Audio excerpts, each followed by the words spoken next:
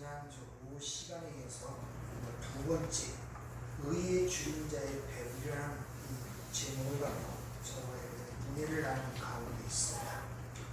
성경이 말하는 의라는 것은 우리가 세상적으로 생각한 어떤 행위의 문제가 아니라 관계성의 문제라고 여러분에게 말씀을 드렸습니다. 이 세상에서 생각하는 이 의라는 것은 우리 인간의 행위 또는 인간의 됨됨이, 성품을 따라서 그 의의 기준이 결정이 되지만 성경이 말하는 의는 하나님과 인간의 관계성에 의하여 결정되는 것을 이야기한다는 것을 여러분이 꼭 기억하시길 바랍니다.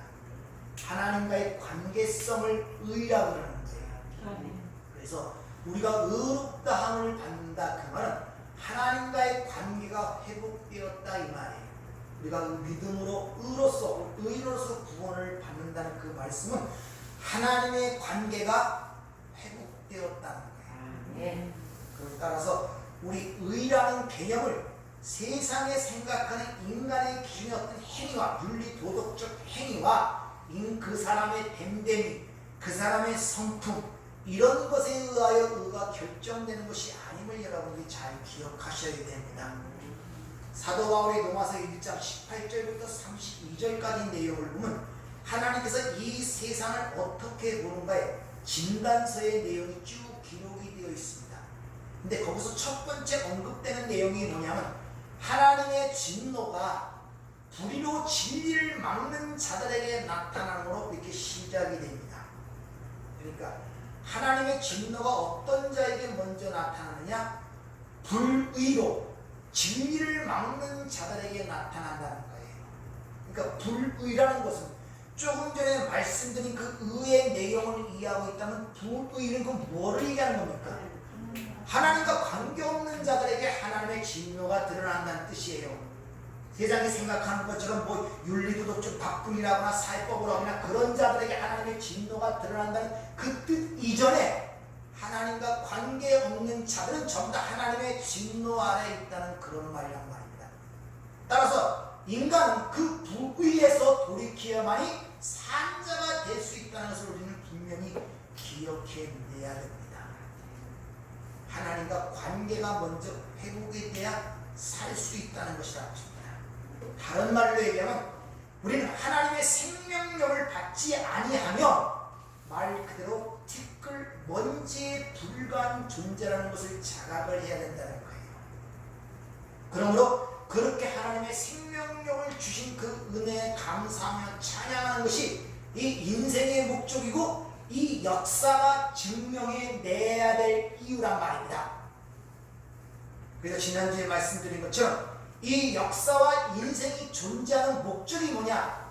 왜 예수 그리스도가 주시어만 하고 왜 그가 그리스도야만 하는가를 세상에 증명하기 위하여 이 역사와 인생이 시작된 것입니다.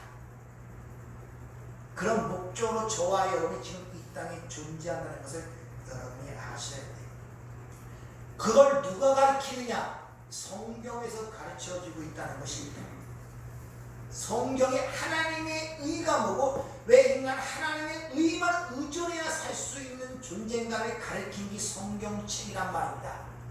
이렇게 성경은 하나님의 의를 가르치는데 인간들이 인간의 행함에 대한 교훈과 가르침, 윤리 도덕적 책으로 잘못 해석하여 전한다고 지난주에 말씀을 드렸죠. 그들은 하나님의 저주를 받을 것이라고 마태복음 15장 9절은 주님이 친히 말씀하십니다. 다시 말하면 하나님의 의를 가르쳐야 할 그 성경을 인간이 어떤 행해야 할 사람의 계명으로 또 사람의 교훈으로 가르치는 그들을 내 말을 도둑질한 거짓 선지라고 그렇게 이야기를 하고 있고 그런 자들은 하나님을 헛되이 경배하는 것이라고 그렇게 이야기를 하고 있단 말입니다. 잘 생각을 하셔야 돼요. 성경의 말씀은 너희들이 어떻게 행해야 되는 그런 윤리 도덕적 가르침을 교훈을 주는 그런 것이 아니라 하나님의 의가 뭐고 너희들이 왜 하나님의 의만 의존해야만이 살 수 있는가를 가르치는 것이 성경의 내용이란 말입니다.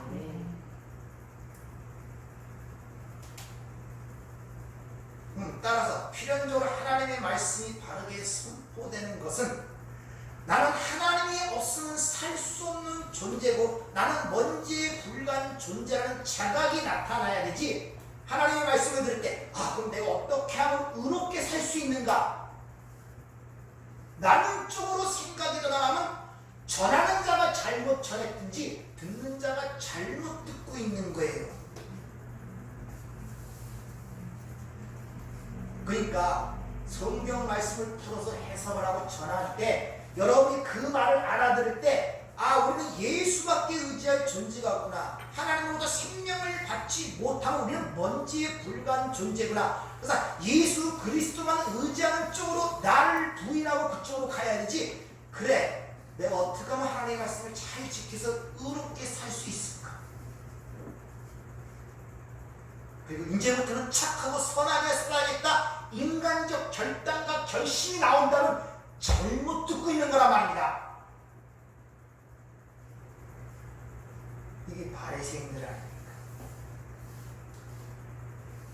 그런 사고방식은 부자 청년이 찾아와서 어떻게 하여야 우리가 영생을 얻으리까? 이 말이 여러분에게 전혀 모순이 되지 않게 들리죠? 당연한 거 아닙니까? 어떻게 하여야 내가 영생을 얻으리까? 그 질문이 첫 번서부터 잘못된 거예요. 그 밑에 근본 기준이 잘못됐단 말입니다. 어떻게 영생을 얻습니까? 인간이 뭘 한다고? 이 지구를 팔아 바친다고 영생을 얻겠습니까? 머리를 집실 삼아준다고 영생을 얻겠습니까? 질문 자체부터 잘못된 것인데 왜 그러냐? 그들의 인식구조와 사고구조가 인본주의에서 벗어나지 못했기 때문에 그래요. 근데 대부분의 그리스도인들이라는 분들이 그런 사고의식 속에서 하나님의 말씀을 받아들이고 있단 말입니다. 그래서 에레미야 23장 29절을 보면 하나님의 말씀은 불이요 반석을 부수는 방망이라 이렇게 얘기합니다. 여기서 방망이로 번역된 이 단어가 파치시라는 단어인데 대장간에서 보면 대장장이들이 쇠를 달군 다음에 망치를 쳐서 어떤 호미도 만들고 낫을 만드는 데 쓰이는 그 망치를 얘기하는 거예요. 하나님의 말씀은 불이요 그들을 녹여서 대장간의 망치로 하나님이 원하시는 도구로 만들어낸 것이 하나님의 말씀이란 말입니다. 근데 성경을 오해하고 곡해하는 자들은 하나님의 말씀을 통하여 인간의 자존감을 높여주거나 그들의 가치성을 부추기는 대로 사용하고 있단 말입니다. 하나님의 말씀은 그들을 불로 녹여서 두드려갖고 하나님이 원하시는 모습으로 만들어내는 목적이 말씀인데 반대로 하나님의 말씀을 그들에게 줘서 그들의 자존감을 높여주고 그들의 가치성을 높여주는 쪽으로 하나님의 말씀을 사용한단 말입니다. 그들이 바로 내 말을 도적질하는 선지라고 성경은 우리에게 일러주고 있다는 것입니다. 사도 바울이 말년에 로마 감옥에서 영적 아들인 디모데, 그때 디모데가 에베소서에서 목회를 하고 있었어요. 그 에베소서 마지막 죽기 1년 전에 쓴 그 내용입니다. 거기에 이런 말씀입니다. 디모데후서 4장 1절에 하나님 앞과 살아있는 자와 죽은 자를 심판하실 그리스도 예수 앞에서 그가 나타나실 것과 그의 나라를 두고 엄히 명하노니 넌 말씀을 전파하라. 때를 얻든지 못 얻든지 항상 힘쓰라. 범사의 오래 참음과 가르침으로 경책하며 경계하며 권하라. 이렇게 이야기를 합니다. 때를 얻든지 못 얻든지 말씀을 가르칠 때 어떻게 경책하며 경계하라는 것입니다. 이 경책이라는 단어가 이게 엘렌크손이라는 이 명령이 사용되는데 이게 엘렌코의 명령입니다. 요한복음 16장 8절에 보면 성령, 진리의 성령이 와서 죄에 대하여 의에 대하여 세상을 책망하리라. 그 책망하여 엘렌코에 거기서 쓰인 거예요. 그를 비난하다, 폭로하다, 드러내다, 잘못을 지적하다. 또 거기 경계하다고 번역된 데가 에피티메손이라는 것도 이것이 명령입니다. 이것도 비난하다, 벌하다, 견책하다. 그러니까 경책하며 경계라는 것은 그들 낱낱이 폭로 드러내어 그것을 잘못을 지적하고 견책하라는 뜻이에요. 그리고 고난하는 너희가 파락할래요. 그것을 위해 내가 너를 소환했단 말이에요. 그게 고난하는 뜻이에요. 따라서 하나님의 말씀이 올바르게 전달이 되기 시작하면은 성도들 자신이 죄인이라는 사실이 낱낱이 밝혀지고 폭로가 된단 말입니다. 쉬운 얘기하면 선악과를 따먹고 내가 하나님처럼 되리라 한 그 죄인 인간의 첫 번째 한 행위가 자기 부끄러움을 가리기 위하여 무화과나무로 치마를 해입죠. 그 인간이 스스로 자기 수치를 가리기 위하여 한 치마를 이사야 64장 6절은 더러운 옷이라고 해요. 거기서 치마라는 단어가 하고라는 뜻인데 그것은 치마가 아니라 허리띠라는 뜻입니다. 에베소 6장 12절에 우리가 어떤 허리띠를 띠라고 그러죠? 진리의 허리띠를 띠라고 그러죠. 그 인간들이 자기의 수치를 가리는 그 치마를 하나님이 벗겨내시고 그 내면에 숨겨진 수치를 낱낱이 드러내는 것이 하나님의 말씀이란 말입니다. 여러분 아마존 강이나 미개 야만인의 사람들 보면 그들이 이상하게 옷을 입었는데 뭐랍니까? 띠를 띠고 있어요. 신기하지 않습니까? 그들이 왜 옷을 자기들은 그것을 자기 수치를 가는 데가 여기 띠를 띠죠. 그 수치가 가려집니까? 자기가 뭔지를 모르는데. 근데 이상하게 그런 사람들 그 띠 띠는 게 어디서 나왔습니까? 수치를 가리는 것도 아니고 뭐도 아니고 신기하지 않습니까? 인간들은 부단히 자기의 수치를 가리기 위하여 열매 없는 무화과나무로 자기의 그 부끄러운 부분들을 가리려고 부단히들 노력하는 것이 바로 인간들이 만들어내는 윤리, 도덕, 자기의란 말입니다.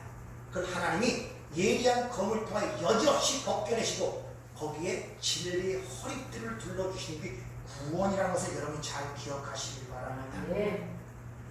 그렇게 하나님의 말씀이 그렇게 떨어지는데 은혜를 입지 못한 자들은 그 말씀을 자기에게 수치를, 조롱을, 모욕을 주는 것으로 생각하고 듣지를 않습니다. 그래서 에레미야 6장 10절을 보면은 내가 누구에게 말하면 누구에게 경책하여 듣게 할고 보라 그 귀가 할례를 받지 못하였으므로 듣지 못하는다. 보라 여호와의 말씀을 그들이 자신들에게 욕으로 여기고 이를 즐겨하지 아니하니 그러므로 여호와의 분노가 내게 가득하여 참기 어렵도다. 그것을 거리에 있는 아이들과 모인 청년들에게 부리니 남편과 아내와 나이든 사람과 늙은이가 다 잡히리라. 그러니까 하나님의 말씀이 올바로 선포된다면 내가 어떻게 살아야 하나님의 뜻에 합당하게 살고 의롭게 살아야 될까 쪽으로 가는 것이 아니라 나는 불가능한 존재구나. 하나님의 은혜로 생명력을 주지 않고 하나님의 의를 붙들지 않고는 난 존재 자체도 아니구나 하고 그리스도를 의지하는 쪽으로 가야 된단 말입니다. 그래서 성경 전체가 예수를 증거하는 것이고 예수를 말하는 것이라고 이야기를 하고 있는 것입니다. 근데 귀에 할례를 받지 못한 자들은 그 말씀의 경책과 경계를 자신들에 대한 욕으로 알아들어요. 자신의 수치를 드러내고 조롱한다고 생각하니까.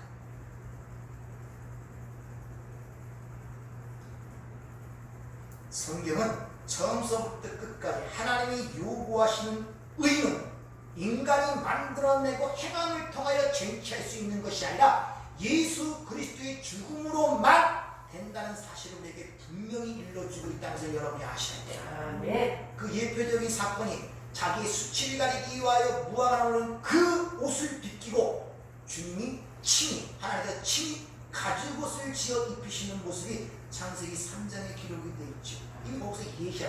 너희 그걸로 그걸 못 가리는 것입니다. 하나님이 주시는 의의 옷으로만이 인간의 수치가 가릴 수 있다는 것을 이미 창세기부터 우리에게 일러주고 있다는 거예요. 네. 주님이 공생애를 시작하시기 전에 세례 요한에게 가서 요단강에서 세례를 받으시죠. 예수님의 세례 사건은 이 세상을 상징하는 저주의 바다에 빠져 죽으시고 거기에 죽어야 할 자들을 살려내시는 상징적 의미가 예수님의 세례 사건입니다.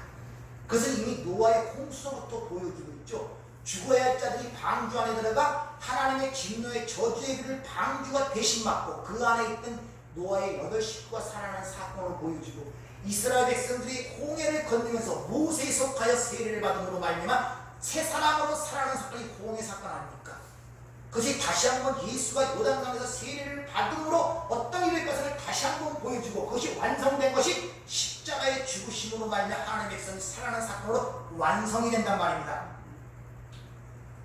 그러니까 하나님이 요구하는 의, 하나님의 의는 하나님의 아들 예수의 죽음으로 통해서만이 주어지고 우리에게 온다는 사실을 가르쳐주고 있는 거예요. 그렇게 의가 완성된 의를 하나님 창조에 선택한 백성들에게 그 의를 전가해 주시고 옷을 입혀주시고 그를 의롭다 칭하는 것이 구원의 사건이란 말입니다. 근데 주님이 그 세례요한에게 세례를 받으러 오시니까 세례요한은 내가 당신에게 나가서 세례를 받아야 할 것인데 어찌 당신이 내게로 오나이까 이렇게 묻자 주님이 뭐라고 말씀하십니까? 우리가 이같이 하여 모든 의를 이루는 것이 합당하니라 이렇게 얘기합니다. 이것이 의란 말입니다. 내가 너희 대신 그 세례요한이 베푼 세례가 뭡니까? 회개의 세례 아니에요. 회개의 세례. 내가 너희 대신 그 세례를 받고 그러니까 자신의 죄인과 동일시하는 거예요. 그리고 그들과 동일시하여 그들과 함께 죽고 그들을 거기서 살려내는 것이 하나님의 의를 이루는 것이다 라는 말로 그렇게 답변을 하고 있단 말입니다. 근데 거기서 보면 그 세례요한으로부터 세례를 받고 올라오자 현상이 일어나는데 하늘이 열렸다는 말이 거기에 첨부되어 기록된 것을 볼 수 있습니다. 이 말은 뭐냐? 그때까지 하늘이 닫혀있다는 뜻이에요. 즉 예수 그리스도의 죽음으로 말미암아 하늘이 열리고 그 하늘 열린 길을 통하여 하나님의 백성들이 하나님 나라에 간다는 것을 우리에게 그렇게 보여주고 있단 말입니다. 이미 요한복음 1장 51절에 주님이 친히 말씀하시죠. 이르시되 진실로 진실로 너에게 이르노니 하늘이 열리고 하나님의 사자들이 인자 위에 오르락내리락 하는 것을 보리라. 하늘이 열렸다 이 말은 다시 말하면 하나님과 관계가 회복이 됐다. 네. 닫혀있던 문이 저 공간처럼 가서 들어가는 게 아니라 관계가 회복이 됐다. 그래서 주님이 친히 말씀하잖아요. 내가 길이요 진리요 생명이라. 이렇게 예수님으로 말미암아 하늘과 땅을 막고 있던 휘장이 찢어져 버리는 거예요. 그래서 예수님이 죽으시고 그때 당시의 모습을 성경 마태복음 27장 그러니까 지성소에 있던 성소가 휘장이 찢어지고 무덤에 있던 성도들이 일어났다고 기록해 보죠. 하늘이 열린 사실을 그렇게 표현해 주고 있다는 것입니다. 따라서 예수와 함께 죽고 예수와 함께 산 자들은 당당하게 그 하늘에 올라가 즉 지성소 앞에 하나님께 당당히 나갈 신분을 갖게 되었다고 히브리서에 얘기하고 있습니다. 히브리서 10장 19절 그러므로 형제들아 우리가 예수의 피를 힘입어 성소에 들어갈 담력을 얻었나니 그 길은 우리를 위하여 휘장 가운데 열어놓으신 새로운 삶이요 휘장은 곧 그의 육체이다. 그러니까 하늘과 땅을 막고 있던 그 육체를 그 휘장이 예수의 육체였단 말이다. 그걸 자기 몸을 찢음으로 말미암아 그 길이 열린 거예요. 창세기 3장의 4장의 표현을 하면 하나님의 생명 열매를 따먹지 못하고 두 돌은 화영검을 두어 거기를 지키겠다 그러죠. 두 돌은 화영검. 거기에 예수님이 들어가기 위해서 우리는 못 들어갑니다. 생명나무가 나와서 우리를 대신하여 거기 들어가면서 그 불의 화영검에 자신이 맞아 죽고 그 길을 열어버린 것입니다. 네.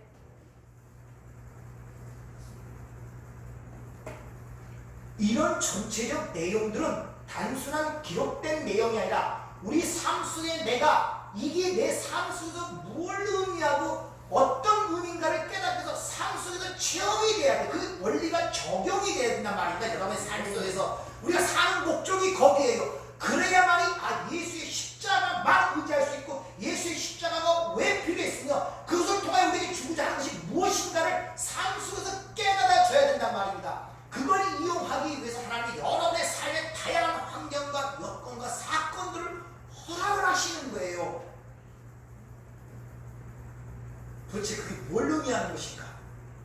도대체 보지도 못한 예수가 여러분의 십자가의 2000년 사건이 도대체 오늘 현실을 사는 이 시대 우리가 무슨 상관이 있냔 말이에요. 도대체 어떤 의미를 부여하고 어떤 능력을 지금 행하고 있냔 말입니다. 과거에 이수신 장군이 노량진 해전에서 이겼어? 그겁니까? 해병대왕이 한국을 창조해서 그겁니까? 그게 뭐예요 지금? 여러분 삶 속에 현실 속에서 지금 무슨 의미가 있고 어떤 영향을 주고 있냔 말입니다. 삶에 어떻게 방향을 받고 있냔 말입니다. 그 내용이, 그 진리가. 아니 역사서적 배수시고 세종대왕 몇 년 됐지 이율곡이 뭐했고 그런 지식적으로는 알고 있습니다.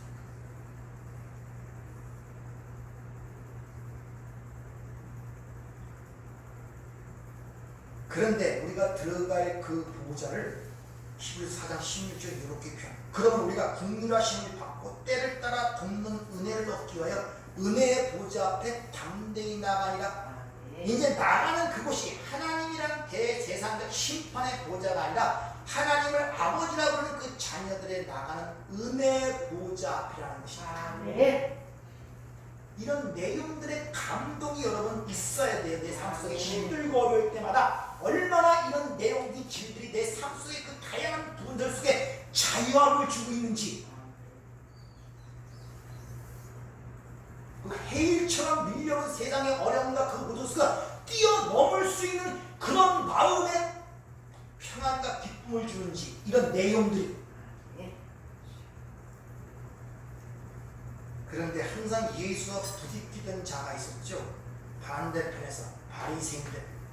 그 바리새인들은 그 하나님의 의가 필요가 없다는 거예요.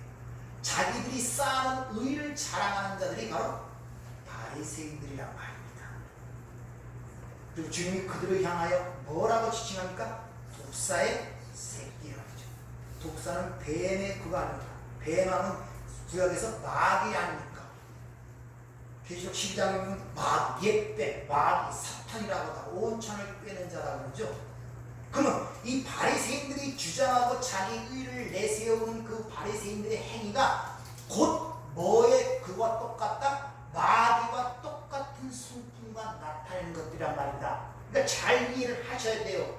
지금 바리새인들은 성경적으로 보고 하나님의 입장과 예수로 본 대적의 입장이지만 세상으로 볼 때는 충성하는 자들입니다. 추종하는 자들이고 그렇게 살고 싶어하고 성인군자들이 오죽하면 알렉산더 대왕이 그때 그 노망 있을 때 그때 침범에 들어갔고 그 히브리 민족들도 랍비들을 보고 감동을 받았어요. 어떻게 저렇게 선하게 살고 착하게 사는가. 근데 그들이 갖고 있는 성경을 한번 배우기 위해서 그 히브리 아닙니까? 모른단 말입니다. 그리고 그 당시에 다 헬라어인데 그래갖고 히브리 있는 랍비들 중에 아주 유명한 70명을 선택하여 히브리 성경을 헬라어 성경으로 번역하면서 그게 70인명이라고 하는 거예요. 그래서 알렉산더의 큰 도서관을 세웁니다. 그래서 대박. 그만큼 그들이 칭송받던 자들이 여러분 우리 성경을 보니까 맨날 주님께 욕을 먹고 뭐 하니까 아니 세상으로 볼 때는 그들보다 의가 좋은 사람들이 없었어요. 생각을 해보세요. 형식적으로나 뭐로나 일주일에 2번씩 금식하고 그 돈으로 갖고 가난한 과부를 돕고 그런 자가 어디 있습니까? 안식일을 지키려 해 생명을 바치는 자. 근데 그들을 독사의 새끼라. 바로 그들이 하는 행위와 그들이 드러낸 것이 마귀의 그 성품과 특성을 그대로 드러낸다 이 말이란 말입니다. 그러니까 여러분들이 어떤 사건들을 보고 사람을 지칭하여 얘기할 때 그 사람을 보면 안 돼요. 바리새인 저 나쁜 놈들 그렇게 보면 안 된다니까요. 그걸 통하여 드러내고자 하는 뜻이 무언가를 알아먹어야 된단 말입니다. 안 그러면 바리새인처럼 되는 거예요. 나는 저 세리와 같지 않아요. 자, 이 바리새인들이 어떤 자기 의를 쌓는가를 누가복음 18장 9절에 보면 잘 나타나고 있습니다. 18장 9절에 보면 잘 들어보세요. 또 자기를 의롭다고 믿고 다른 사람을 멸시하는 자들에게 이 비유로 말씀하시되 두 사람이 기도하러 성전에 올라가니 하나는 바리새이며 하나는 세리라. 바리새인은 서서 따로 기도하여 이르되 하나님이여 나는 다른 사람들 곧 토색, 불의, 간음을 하는 자들과 같이 아니하고 이 세리와도 같이 아니함을 감사하나이다. 나는 일에 2번씩 금식하고 또 소득의 11조를 드리나이다 하고 세리는 멀리 서서 감히 눈을 들어 하늘을 쳐다보지도 못하고 다만 가슴을 치며 이르되 하나님이여 불쌍히 여기소서 나는 죄인이로소이다 하였느니라. 내가 너희에게 이르노니 이에 저 바리새인이 아니고 이 사람이 의롭다 하심을 받고 그의 집으로 내려갔느니라. 무릇 자기를 높이는 자는 낮아지고 자기를 낮추는 자는 높아지리라 하시니라. 자, 여기 자타가 공의라는 의롭다고 인정하고 자랑하는 바리새인과 나는 그저 죄인이라고 가슴을 치며 통곡하는 세리가 같이 등장합니다. 또 바리새인들은 그들이 하는 말이 틀린 말이 아니에요. 저들과 같이 토색, 불의, 간음하지 않은 자라고 그들과 차별을 두고 사이를 벌리는 내용이 오늘 기록이 되어 있단 말입니다. 그런데 그 궁극적 결말이 전혀 우리 상식과는 맞지 않아요. 주님은 그런 바리새인이 아니라 나를 불쌍히 여겨달라는 세리가 의롭다함을 받았다고 성경은 분명히 선언하고 있단 말입니다.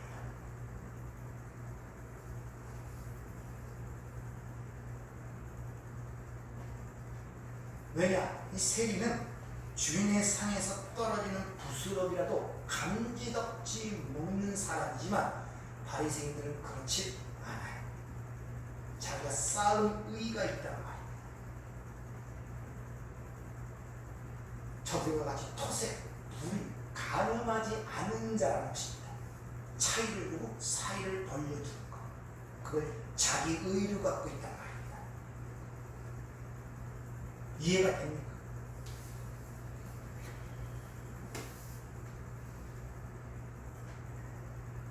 세상 눈으로 볼 때는 하나님이 불합리한 사람이에요. 포도원에 들어가서 하루 종일 일한 사람이나 늦게 들어가 1시간 일하는 사람은 어찌 한 데나리온만 줍니까? 인간의 상식과 공평과 논리에 의하여 똑같이 한 데나리온 줬대요. 아무리 봐도 바리새인이 세리보다 낫잖아요. 우리 인간적으로 볼 때는 당연히 그렇다고 생각하지 말고 하나님이 말씀하셨으니까 도대체 그런 불합리하고 역설적인 이야기를 통해서 우리에게 원하고자 하고 말씀하고 던지는 메시지가 무엇인가를 알려고 보려고 노력을 해야 한다. 도대체 우리에게 어떤 말씀을 하고자 우리 생각은 도저히 불합리하고 불공평적인 그런 사건들을 들어서 이 얘기를 하냔 말입니다. 아무리 쳐봐도 바리새인이 나아요. 세리보다 낫잖아요. 지금 바리새인이 주장하는 게 거짓말입니까? 맞잖아요. 그들 같은 행위를 안 했단 말입니다. 나름대로. 근데 세리가 의롭다함을 받고 나가.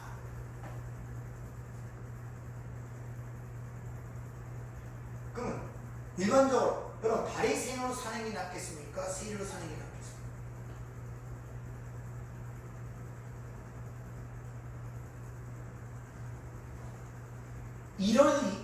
이렇게 얘기하더니 이익이 걸리고 저렇게 되니 적이 걸리죠. 그러니까 하나님이 이 메시지를, 이 말씀을 통해서 우리에게 전달하고자 하는 그것을 바로 받지 못하고 확실히 있게 받지 못하고 분명히 인지를 못하니까 마음에 갈등이 생기고 갈팡질팡하는 거예요. 아직도 뭐가 옳고 그른지 지각을 사용하여 연단하거나 지각을 사용하여 분별하는 능력이 없기 때문에 항상 신앙생활이 불투명한 것입니다.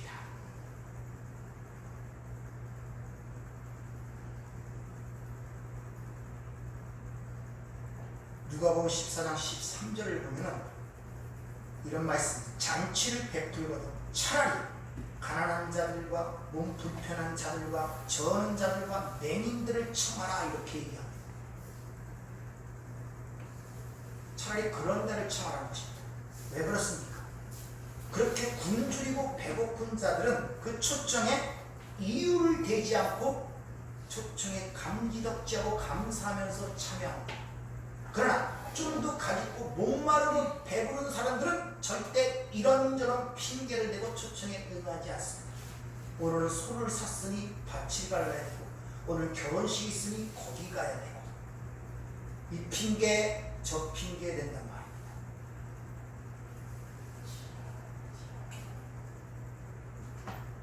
항상 핑계가 되게 돼 있어요. 배부른 자의 특징입니다. 항상 남하고 비교하게 돼 있어요. 저보다 나는 낫다는 감정과 생각을 갖고 살고 있어서 차이와 구별을 둬요. 백로야 까마귀 우는데 가지 말라는 세상적 속단처럼 그들과 나는 차별과 구별. 자, 이 내용이 얼마나 위험한 것을 앞서 부자와 나사로의 비유를 통해서 우리에게 보여줍니다. 그러니까 이 바리새인이 누구를 뜻하는가를 보여주는 것이 앞에 누가복음 16장 부자와 나사로의 이야기예요. 거기 보면 깊은 구렁이 등장합니다. 그리고 부자와 나사로는 서로 건널 수가 없습니다. 근데 부자와 나사로가 서로 건널 수 없는 깊은 구렁을 누가 만든 것이냐? 누가 만든 것 같습니까? 하나님이 만들어 놓으신 것 같습니까? 바로 부자가 다른 말로 바리새인들이 만들어 놓은 것입니다. 그 깊은 구렁은 바로 바리새인들이 나는 저 세리와 같이 아니함을 감사하며 가늠한 여인과 같이 아니함을 감사하다면서 항상 그들과 나를 차별화시키고 구별화시킨 그 갈라온 그것이 깊은 구렁이고 이것이 영원한 천국인가 지옥인가를 갈리는 시금석이 된다는 사실을 우리에게 보여주는 거예요. 부자가 돈이 많아서 그런 것이 아니라 성경이 말하는 부자는 우리가 생각하는 소유가 많다해서 부자라는 그런 내용이 아님을 아셔야 됩니다. 부자라는 것은 왜 그러냐? 돈을 좋아하는 것인데 돈이라는 것은 그 돈을 통하여 인간 자신의 위상을 높이고 자신의 힘과 자랑의 근거로 삼는 역할을 하는 것이 돈이란 말입니다.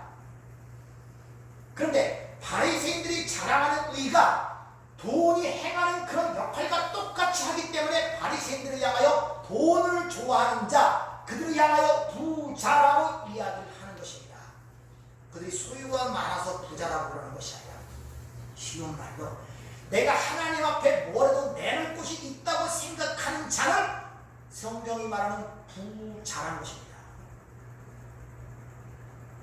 근데 부자는 천국에 들어가지 못한다 그러죠. 자, 이 부자, 이 바리새인은 이 세상 속에서 어떻게 생각하느냐? 인간의 윤리나 도덕성, 댐댐이, 그 성품, 소유와 명예 이런 것들로 자신의 가치를 높이는 것이 의롭게 사는 삶인 줄 알고 살았는데 묵시 영원한 세계에 가보니까 전혀 그렇지 않네. 자기가 생각하고 판단하던 그런 의, 인간의 댐댐이, 착한 행실, 선한 행실로 그게 의롭게 되는 줄 아는데 묵시 속에 가보니까 전혀 다르단 말이에요. 정말 중요한 게 무엇인가가 그 영원한 세계에서 부자가 깨달았단 말입니다. 다른 말로 그 의롭게 산다는 바리새인들이 깨달은 거예요. 그 부자가 묵시 속에서 그걸 깨닫게 되자 아브라함에게 강조를 하죠. 누가복음 16장 27절에 보면 이르되 그러면 아버지여 구하노니 나사로를 내 아버지 집에 보내서 내 형제 5이 있으니 그들에게 증언하여 이르기를 그들이 이 고통받는 곳에 오지 않게 하소서. 아브라함이 이르되 그들에게 모세와 선지자들이 있으니 그들에게 들을지니라. 이르되 그렇지 아니하니라. 아버지 아브라함이여 만일 죽은 자에게서 그들에게 가는 자가 있으면 회개하리라. 부자가 묵시 속에 가서 진짜 중요한 것을 깨닫게 되자 역사 속에 있는 자기 형제들이 생각이 나서 그런지 아브라함에게 옵니다. 이 묵시의 현실을, 그러니까 나사로를 살려서 보내는 묵시의 현실을 아는 자들을 그들에게 보내서 그들에게 어떤 것을 일러줘서 이곳에 오지 않게 하소서 이렇게 이야기를 하고 있단 말입니다. 근데 지금 이 부자가 그 아브라함에게 부탁하는 내용을 잘 보세요.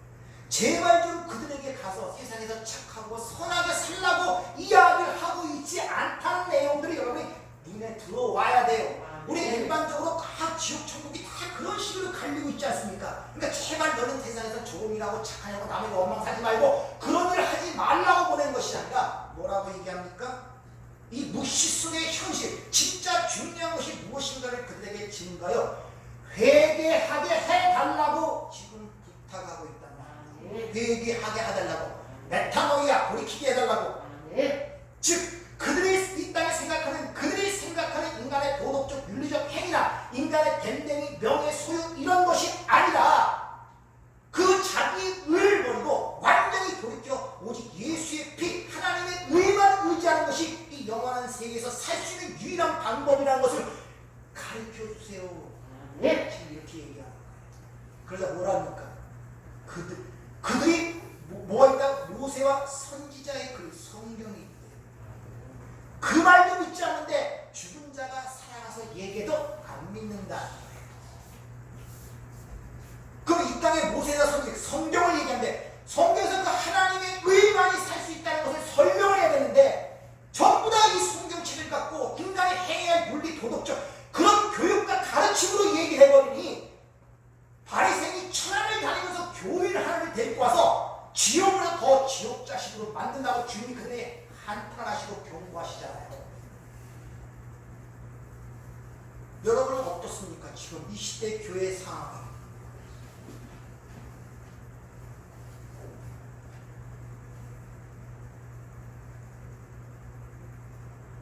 항상 여러분에게 말씀을 드리지만 우리는 그 어떤 천국을 향하여 열심히 애쓰고 노력하여 할 수 있으면 길을 벗어나지 않고 그래야 그 길을 도달하는 그런 어떤 구도자의 길을 가는 것이 아님을 아셔야 돼요. 여러분 창세전에 이미 묵시수는 완성된 하나님의 백성으로 존재한다고 에서 1장은 분명히 얘기하고 있지 않습니까? 예수 그리스도와 함께 죽고 예수 그리스도와 함께 부활하여 예수와 함께 보호자 우편에 앉은 바 되었다고 선언하고 있지 않습니까? 그 완성된 자리에서 이 부자처럼 묵시의 세계를 아는 자로서 이 역사를 바라보는 눈을 갖고 여러분의 인생을 살아가셔야 한단 말입니다. 그 영원한 세계에 있는 사람이 역사를 그 부자가 볼 수 있다는 그런 내용은 비유예요. 그러나 여러분들은 그 성령이 우리 안에 내주하심으로 말미암아 우리는 얼마든지 그 위치에서 내 삶을 보며 조율하고 나갈 수 있는 능력이 여러분 안에 있단 말입니다. 그런 관점으로 여러분 삶을 보셔야 되죠. 어떻게든지 힘들고 어려워도 이를 악물고 꼬집어 가면서 자기 허벅지를 찔러가면서 배고픔을 굶주려 가면서 이게 천국 가는 길이야. 이게 기독교가 아니라니까 여러분들. 왜 금욕조의 그런 종교로 만들어 갑니까? 기독교를. 이거 얼마나 힘들어요. 수고하고 무거운 짐들아 다 내게 너희 마음에 힘을 얻게 라고 주님이 초청하셨는데 이 짐이 더 무겁면 어떻게 되니? 기쁨이 있나? 즐거움이 있나? 깨달음이 있나?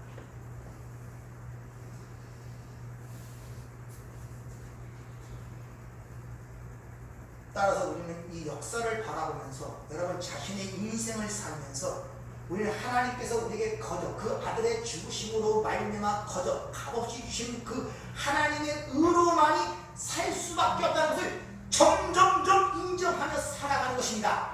처음에는 이만큼 인정했다가 그다음에 이만큼 인정했다가 그 하나하나 내가 깨어지고 비어지는 가운데 그게 하나 차곡차곡 쌓이면서 그때는 나는 없고 내 안에 예수만 있다는 그 완성 지점에서 우리는 하나님 나라로 가는 것입니다. 그래서 그들이 의에 줄이고 목마른 자들인데 그러나 그들이 진짜는 배부른 자들이라는 것이 오늘 본문 말씀의 의도란 말입니다. 하나님의 의, 즉 그 독생자 예수 그리스도의 십자가의 죽으심만이 하나님의 백성을 살린다는 영원 불멸의 이 진리를 우리 이 땅에서 증명하기 위해서 지금 여기에 존재하고 있다는 거예요. 다른 말로 예수만이 우리의 주인이시며 그만이 그리스도 메시아 우리의 유일한 구원자라는 사실을 여러분이 이 땅에 살아가면서 증명해내는 존재로 우리가 이 땅에 지금 존재하고 있다. 딴 거 하나도 없어요.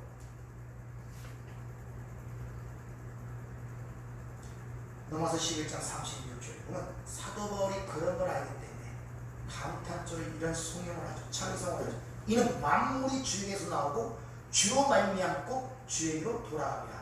그에게 영광이 세세에 있을지어다 라는 그런 고백이 나도 모르게 이렇게 나와야 된단 말입니다.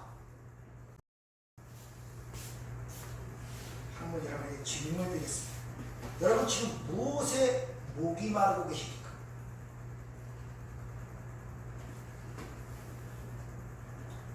여러분의 신앙이 진정 하나님의 중심적 신앙을 갖고 계십니까? 의에 줄고 목마른 신앙을 갖고 계십니까? 아니면 바리새인들처럼 나는 그래도 저 사람보다 나, 이 사람보다는 나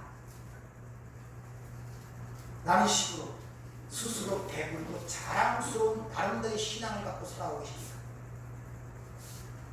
그것은 바로 아까 얘기한 것처럼 구렁을 만들어 놓는 천국과 지옥을 가는 구렁을 만들어 놓는 결과, 근데 그 부자는 주님 천국 들어가지 못한다고 하시죠. 만약 여러분이 마음가짐이 그런 가운데 있다면 여러분들은 회개하셔야 돼요. 아멘. 그래서 세례요한의 첫 번째 외침도 회개하라. 주님의 첫 번째 외침도 회개하라. 부자가 가서 보니까 그 형제들에게도 전할 제목이 그들을 통하여 회개하게 하여 주세요. 아멘. 이걸 부탁하는 것은 부자와 나사로의 배 속에 기록이 된 것입니다. 아멘.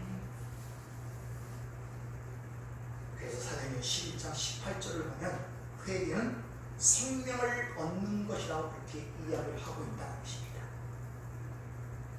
복받은 자들이, 하늘의 복을 받은 자들, 창세전 신령한 복을 받은 자들이여, 너희들은 이 땅에서 의에 줄고 목마른 자로 나타날 것이다. 바로 그들이 진정 배부른 자들이다 라고 이야기를 하는 것입니다. 여러분과 하나님의 의가 목마르다. 아멘. 예수도 알기 원하는 그보다 넓은 은혜와 대속해 주신 사랑을 간절히 알기 원하네. 내 평생의 소원, 내 평생의 소원, 대속해 주신 사랑을 간절히 알기 원하네. 이 사랑을 받은 자는 두려움이 없습니다. 그 사랑이 두려움을 내어쫓는다 그렇죠. 여러분, 이런 은혜가 있기를 주님으로 축원합니다. 아멘. 기도하겠습니다. 아버지, 주신 복을 누려야 하는데 우리가 아직 연약하고 미약하여 누리지 못하고 여전히 세상 풍파와 이 풍랑인 세상 속에서 일이 흔들리고 저희 흔들리는 연약한 모습을 주께서 아시기에 오늘도 불러서 우리에게 믿음을 허락하시고 확신을 허락하시는 줄 믿습니다. 우리는 이 세상을 비록 살아가고 있지만 어떤 걸 찾기 위하여, 들어가기 위하여 이걸 찾아가는 그 과정이 아니라 이미 완성된 자리에서 내가 어떻게 이 자리에 앉게 되어 있는지 그 하나님의 은혜와 사랑을 깨달아가는 인생을 저희들 알게 도와주셔서 어떤 상황과 환경 속에서도 감사와 그 은혜에 대한 찬성이 드러날 수 있는 능력 있는 삶이 될 수 있도록 저희들을 축복하여 주시옵소서. 예수님의 이름으로 기도합니다. 아멘.